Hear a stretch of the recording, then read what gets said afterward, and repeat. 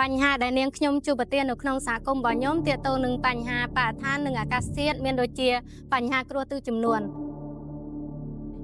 ការបោះចោលសម្រាមហើយនឹងមួយទៀតគឺការកាប់បំផ្លាញព្រៃឈើ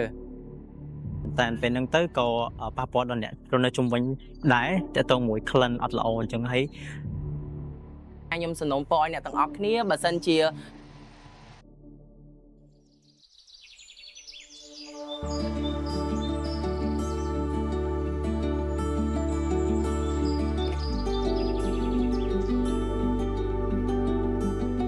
ជ្រាបសួរនាងខ្ញុំឈ្មោះសម្បូរសកឹមមានតួនាទីជាអនុប្រធានក្លឹបមកពីក្លឹបកុមារនិងយុវជនជួយកុមារនៅក្នុងសហគមន៍ឃុំត្រាំអសរខេត្តសៀមរាបជំរាបសួរខ្ញុំឈ្មោះប៉ាន់កត្យាចាស់ស្ដេចខ្ញុំជាយុវជនមកពីខេត្តកំពតហើយចាស់ស្ដេចខ្ញុំជានិស្សិតឆ្នាំទី1រៀននៅសាលា Cambodia Academy of Digital Technology Cambodia ហៅកាត់ថា CADT និងជាយុវជនមកពីបណ្ដាញAYRG ដែលមានពាក្យពេញថា Adolescent Youth of Reference Group ជំរាបសួរខ្ញុំបាទឈ្មោះអឿនសុធី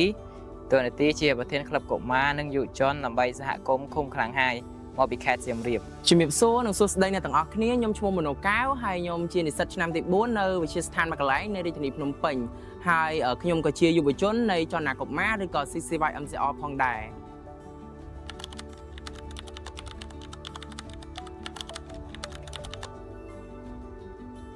ចំពោះបញ្ហាដែលខាងសហគមន៍របស់ខ្ញុំជួបប្រទះមានការបោះចោលសម្រាមហើយនឹងមួយទៀតគឺការកាប់បំផ្លាញព្រៃឈើអញ្ចឹងតកតទៅនឹងការបោះចោលសម្រាមដោយសារតែសហគមន៍របស់ខ្ញុំស្ថិតនៅជនបទអញ្ចឹងហើយប្រជាជននៅខាងខ្ញុំគឺពួកគាត់អត់សូវមានការយល់ដឹងពីផលប៉ះពាល់ទេអញ្ចឹងហើយបានន័យថាពួកគាត់ញ៉ាំអីទៅណាគាត់បោះចោលនៅទៅនឹងមិនថានៅទីសាធារណៈនៅតាមភូមិឬក៏ទៅព្រៃទៅអីគាត់ញ៉ាំទៅណាបោះចោលទៅនឹងអញ្ចឹងហើយវាធ្វើឲ្យមានកខ្វក់ដល់បរិស្ថានអត់ស្អាតហើយអាចបង្កជាគ្រោះជំងឺផ្សេងដែលបង្កមកពីសម្រាមទាំងអស់ហ្នឹងហើយមួយវិញទៀតចំពោះបញ្ហាកាប់បំផ្លាញព្រៃឈើដោយសារតែនៅខាងពួកខ្ញុំគឺ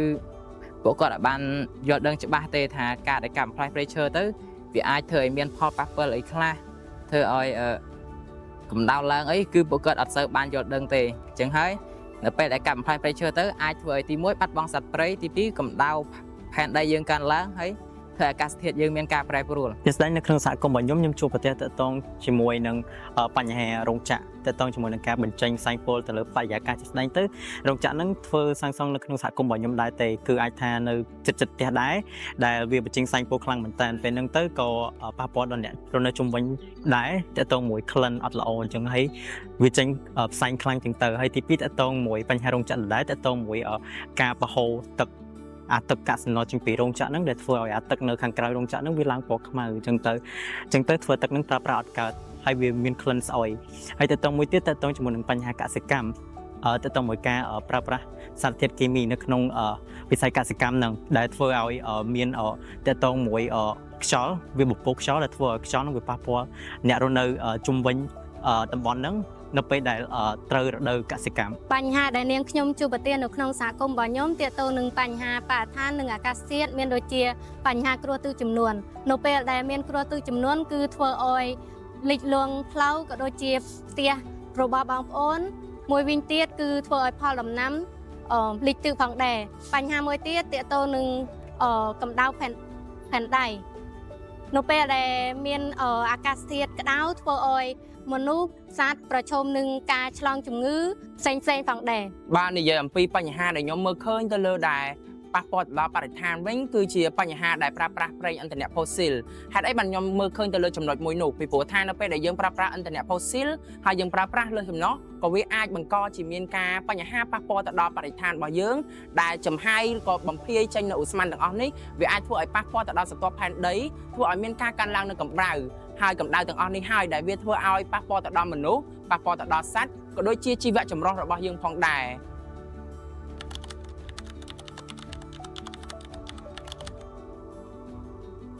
ជាស្ដែងទៅនៅពេលដែលខ្ញុំបានជួបនឹងសកម្មភាពហ្នឹងខ្ញុំតែងតែលើកយកបញ្ហាកង្វល់ហ្នឹងទៅប្រាប់អ្នកជាមួយមិត្តភ័ក្តិហើយនឹងលោកគ្រូអ្នកគ្រូអញ្ចឹងទៅហើយជាស្ដែងទៅ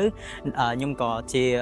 សមាជិកនៅក្នុងអង្គការដែរអញ្ចឹងទៅនៅពេលដែលមានការប្រជុំឃុំភូមិឃុំអញ្ចឹងទៅក៏មាននគរបាលគាត់ចូលរួមអីអញ្ចឹងដែរអញ្ចឹងទៅយើងនិយាយពីបញ្ហាហ្នឹងក៏វាជាផ្នែកមួយក្នុងការជួយទៅលើការបំពុលនឹងដែរដែលធ្វើឲ្យ ស្ថានភាពមួយនឹងវាកាន់តែល្អថែមទៀតហើយមួយទៀតតកតងជាមួយនឹងការផ្សព្វផ្សាយតកតងជាមួយនឹងបរិស្ថានដែរម្ដងម្កាលតកតងនៅពេលដែលយើងមានការប្រជុំត្រីមាសជាដើម សកម្មភាពដែលនាងខ្ញុំចូលរួមជួយនៅក្នុងការដោះស្រាយបញ្ហាបរិស្ថាននិងបញ្ហាអាកាសធាតុនេះមានដូចជាការចូលរួមដាំដើមឈើនៅក្នុងសហគមន៍របស់នាងខ្ញុំដើម្បីបង្កើននៅធម្មជាតិពើបៃតងព្រមទាំងកាត់បន្ថយកម្ដៅផងដែរមួយវិញទៀតនាងខ្ញុំជួយប្រមូលសម្រាមនៅក្នុងសហគមន៍ក៏ដូចជានៅក្នុងសាលារៀនផងដែរហើយមានបោះបង់ចោលសម្រាមពាសវាលពាសកាល បើមើលទៅលើសកម្មភាពដែលខ្ញុំបានចូលរួមចំណែកវិញនៅពេលដែលខ្ញុំធ្វើដំណើរចិត្តឬក៏គៀកខ្ញុំតែងតែធ្វើការដើរឬក៏ធ្វើការជិះកង់ជាជាងយើងប្រើប្រាស់ម៉ូតូដែលធ្វើឲ្យវាភាយចេញនៅឧស្ម័នទាំងអស់ហ្នឹងហើយមួយវិញទៀតនៅពេលដែលធ្វើដំណើរចុះខេត្តឬក៏ទៅខេត្តណាឆ្ងាយតែងតែស្រាវជ្រាវមើលឡានណាដែលគាត់ជាឡានប្រភេទអគ្គិសនីដែលវាក៏អាចជាកត្តាមួយជួយជំរុញកុំឲ្យប្រើប្រាស់នៅឥន្ធនៈទាំងអស់នេះផងដែរ តកតងនឹងបញ្ហាបរិស្ថានពួកខ្ញុំជាក្លឹបកុមារបានរៀបចំកិច្ចប្រជុំប្រចាំខែជាមួយនឹងអាជ្ញាធរភូមិឃុំដោយបានរៀបចំជាយុទ្ធនាការសម្អាតបរិស្ថានដោយមានការចូលរួមពីអាជ្ញាធរភូមិឃុំខាងសាលារៀនក៏ដូចជាខាងប្រជាពលរដ្ឋនៅក្នុងសហគមន៍ឲ្យគាត់បានចូលរួមដែរអញ្ចឹងនៅពេលដែលពួកគាត់បានចូលរួមមួយពួកយើងទៅគាត់អាចនឹងចាប់ផ្ដើមយល់ថាការដែលគាត់បោះសម្រាប់ចោលពាសវាលពាសកាលអញ្ចឹងគឺវាមិនត្រឹមត្រូវទេហើយចំពោះបញ្ហាការកាប់បំផ្លាញព្រៃឈើហ្នឹងបន្ទាប់ពីពួកខ្ញុំបានចោះអប់រំពួកគាត់ទៅពួកគាត់អាចចូលរួមដាំដើមឈើវិញដោយមានជាការដាំដើមឈើតាមផ្លូវតាមទីសាធារណៈដូចជាសាលារៀនសហគមន៍តាមភូមិឃុំអីចឹងទៅ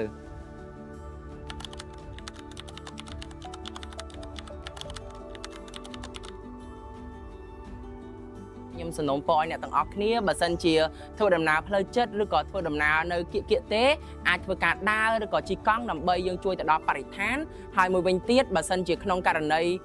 ធ្វើដំណើរផ្លូវឆ្ងាយយើងអាចមើលជាមធ្យោបាយធ្វើដំណើរជារួមដើម្បីកុំឲ្យប្រើប្រាស់ឥន្ធនៈទាំងអស់នោះ